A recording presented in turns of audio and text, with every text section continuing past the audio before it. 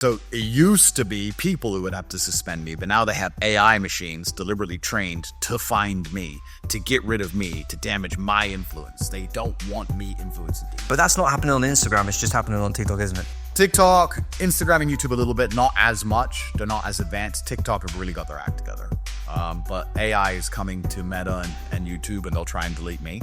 And perhaps that'll be the end of my internet career. I'm not sure. But yeah, when I used to go crazy viral, it was before the mass cancellations. And now there's AI machines deliberately trained. And we know this because we're combating them. Inside of my school, we have an AI campus. So we're combating AI machines. So we have some of the advanced AI machines inside of my campus, inside of my school, and we'll say, well, how does the AI detect me? And we'll try and put it into our AI algorithms and work it out, and then we'll find a workaround. So at first, we used to invert the videos. We used to invert it so it couldn't detect my face, but it started detecting it. Then we put invert the video. Then we go, okay, well, let's use a cartoon Andrew. And then that worked, and then it started picking up my voice. So we put a voice changer on it. So we got to the point where it wasn't even me. We had to put a voice changer, invert it, cartoon. It's crazy how they got better and better at picking things up. So yeah, they really have put a lot of energy and effort into trying to stop me having influence over the youth. And the primary reason is because I convince people to think for themselves and to say what they think. That's not really good for the society as a whole in regards to if you're in charge of a farm, you really don't want all the farm animals thinking for themselves. Why would you? It's better they all just do as they're told. Right? So there's a huge concerted effort to ensure the majority of humanity, even the few who must escape mentally, they allow to escape, but that the majority of humanity follow in lockstep to their own slavery. There's a huge concerted effort. This is not something which is accidental. This is not something that the liberals just believe because they're silly liberals. There are people who have deliberately designed systems, information, governments, schooling, education, judicial systems, you name all of it.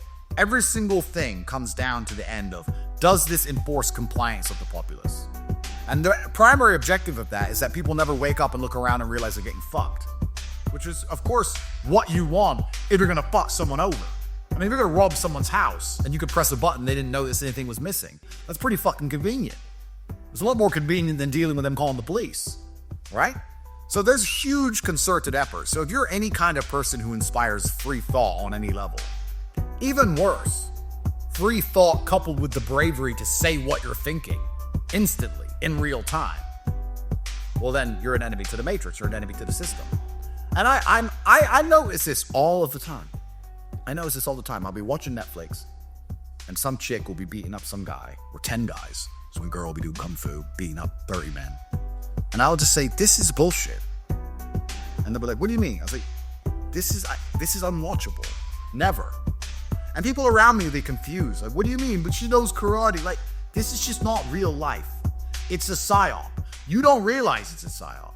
You think it's just a stupid TV show, but it's not. Because there is no such thing as just a silly TV show. It's not just a silly TV show where the women beat up the men, and the women are smarter than the men, and the men are dummies, and in the end, the guy needs the girl to save him, and the guy's gay, and there's a tranny, and none of this is oops. This is written on purpose. And your silly ass is gonna sit there and absorb it into your mind until it's normalized. The fact that things need to be normalized at all shows it's not normal. That's the whole point. We need to normalize. No, we don't. It doesn't need normalizing, but it's done by the culture. So none of these things are accidental. Creating young men who will watch a woman beating up 30 full-grown men and say, this is bullshit, women can't fight, is a threat to them. So they have to get rid of me. They have to get me off the platform. I completely understand it. It's a war. It's a battle. I don't take it personally. It is what it is. I was out for dinner last night with a couple of my Romanian girlfriends, and I asked them their opinion on you. Very beautiful, elegant women, and they had an opinion. Obviously, they do. I said, okay, girls, what is your opinion on Andrew? And they started to say that, we don't agree with this, we don't agree with that, this, that, and the other, the normal rhetoric. And I said, have you ever met him? No, never met him. I'm like, well, having an opinion on someone that you've never met is a highly poisonous thing. Like you can't really have an opinion on a man that you've never met. So if you've never met the man himself and he's never introduced you to him, but you've seen one clip on the internet that's told you that he's like that, that's a problem. Is this something you're facing every single day? Yeah, but you know, it's interesting because in real life, I've never had a negative interaction. I think I've had maybe one, and it was some silly person yelling a comment from afar. In real life, everybody's very nice to me. But yes, what you're highlighting is extremely interesting, because if they can evoke an emotional response in somebody regarding someone that they've never met in person, think about the power the Matrix has. It can make you hate someone you've never met based on a tiny little clip with no genuine concept or context of that clip. It's different if you've watched everything someone said, or you've seen that person's political policies and you're unhappy with them, or you've watched them long form, fine. But most people don't even bother to do that research. Most people will see a 4-second clip, they'll read a headline, and they will believe what they're supposed to believe. They will be emotional about that. That's exactly how they got people to get the vaccine in their arm. It's exactly how they convince people to sit there and allow their government to steal all their money. It's exactly how they convince you to believe that for some reason transsexuals need to be talking to your children. It's exactly the same reason they believe you should hate me. It's just all sitting there as emotional arguments. It's emotionalized. That's one of the things when they say I'm a misogynist. I'm not a misogynist. When I say that men should be in charge of certain things, it's because men are generally more logical. Females are emotional. That is their power. I'm not insulting them for that. I love when I see my woman with my children. I love how emotional a woman is. I love how soft and naive and beautiful. That's beautiful. That's attractive. No man wants a woman who thinks logically like a man. We want that innocence. Innocence is attractive. Naivety is beautiful to us. But when you take those things and apply it, the same things that make them beautiful women, the same things we find attractive, the same things that make them good partners, when we apply that to society, now you understand that it's easier to scare them, that you can appeal to them with emotional arguments easier than you can with men. This is why they say I'm a misogynist, because I believe the patriarchy is more protective and more logical and harder to fool. It's harder to fool a group of men than it is harder to fool a group of men and women. Well, why? Because with the women, you can use an emotional argument. Well, the founder of Telegram, Pavel, got caught out, didn't he? Because of the girlfriend he had on the flight with him was posting on Instagram where they were going. Well, that's the story. That's right. I don't know if that's exactly what happened, but that's what everyone was saying. You're right, exactly. And if he were to be saying to her anytime, don't post my location, her emotional argument is, oh, no one cares. She just wants Instagram likes. That's all she cares about. She doesn't give a shit who goes to jail. She wants Instagram likes. But I've walked in here and I've seen you there working with your laptops. I've seen that in my reality. I've personally seen you working.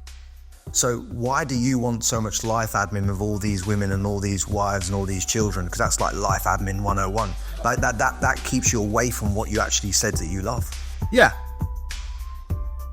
There's a cost for everything. If you have a supercar collection, you have to maintain that supercar collection. If you have a female collection, you have to maintain that female collection. It's a nightmare. But you're never going to have anything you care about that doesn't also stress you out. Anything that can evoke an emotional response in you can evoke the emotional response in both directions. There is no light without dark. So why would I do it? Well, females allow me to procreate. Females allow me to have children. So there is an end result. It's not just hedonism. But the amount of females that you probably date and probably have children with, there's a lot. It's a lot of life admin with that. It's a lot of life admin. But the best people in the world, what they're best at is basically life admin. I mean, think about, I don't want to change subject from myself, but look at Elon. He's done far more amazing things. He has 11 children from 4 women. He's the best Diablo player on the planet. He owns Twitter. He's going to space. He owns Tesla. He's now working for the government. It's amazing how much you can get done if you're genuinely dedicated to purely working. But Elon stopped at 4 and Andrew hasn't. No, I haven't, no. But I'm also not putting rockets in space, so I've got a little bit more time in the day. But yeah, it's life admin, but there's nothing here. Life is admin. Life is rented. I know exactly what you're saying, but I'm saying my philosophy is that you never own anything that you're not renting anyway. Your physical health is not something you have, it's something you rent. If you don't look after it, you lose it. Just like a house, if you don't pay the rent, you lose the house. It's the same with your business. If you don't look after your business, you lose the business, you lose your money. The same with women. If you don't look after the women, you lose the women. So do you have to sit there and attribute value to each thing and work out, is this worth the extra seconds in the day to maintain it? Well, out of the females, at least you can get children, and procreating is one of those important things you can do. So I would argue that having a bunch of women who are prepared to have your children is an asset and an important one. What was your net worth before you started having the multiple women and the multiple children with those women? Well, that's the problem, because women are expensive. And the reason they're expensive is because time and money are the same thing. And if you're limited on time, the only way you can satisfy a woman you ain't got time for is to give her money. Right? That's the truth. Time and money are interchangeable. So what's the number?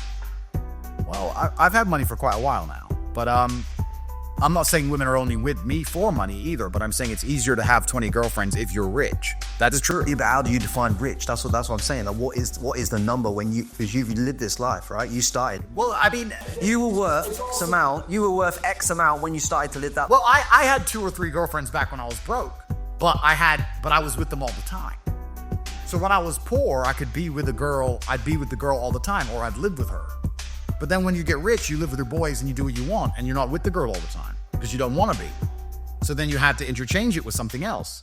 So to answer your question, it depends how many girls you have. It depends how much time you spend with them. You don't have to give girls money if you give them time.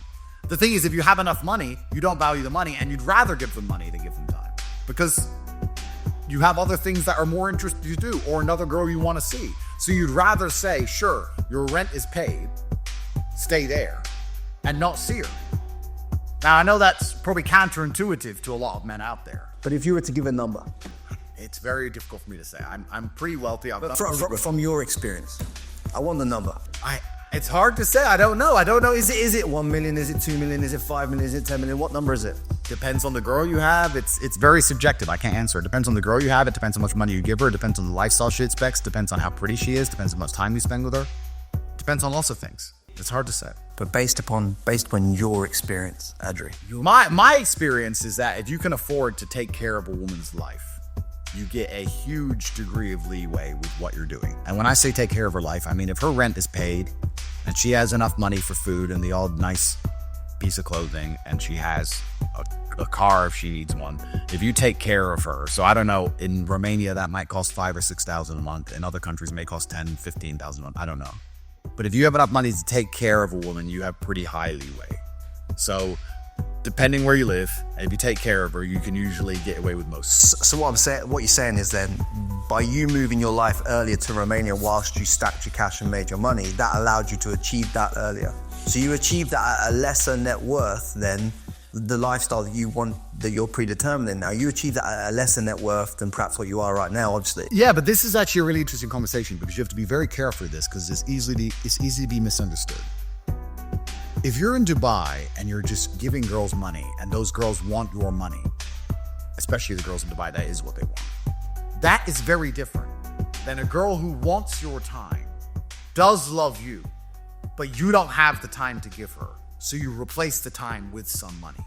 That is very different than giving a girl money who wants money. They have to primarily want your time and want you, but you don't have it to give. So instead you replicate it and you give the next best thing, which is some money or a comfortable